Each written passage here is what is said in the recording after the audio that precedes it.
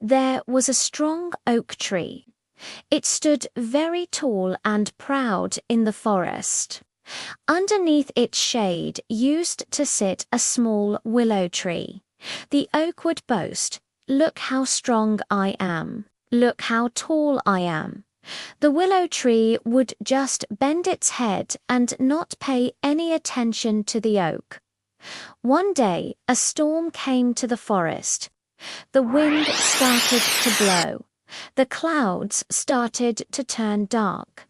The rain started to pour. The oak stood strong and straight, and it laughed at the willow tree. "Oh, you weak willow tree, bend your head and bow down to me," it said. But the willow tree just kept bending its head lower and lower.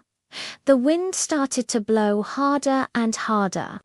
The oak stood strong, and then it started to crack. The willow tree felt the wind, and it bent further and further. The oak cried out, "I am strong, I am strong," but it was too late. The oak snapped off with a loud crash and fell down with a thud. The willow tree straightened up and stood strong. Its branches were wet and the wind had passed. The storm had gone. The sun came out and the birds started to sing. The little rabbit and the deer came out of their hiding places and started to hop and skip around the willow tree. They were so happy that the storm had passed.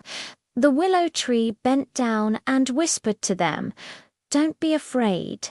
The storm has passed. You can come out now." The animals thanked the willow tree for protecting them during the storm and for being so strong.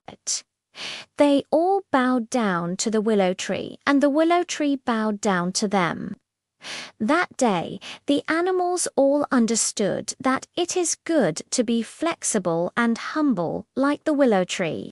If you are too proud and think that you are the strongest like the oak tree, then you will not be able to bend and might break one day. So it is always good to be humble and flexible in life, just like the willow tree. The end.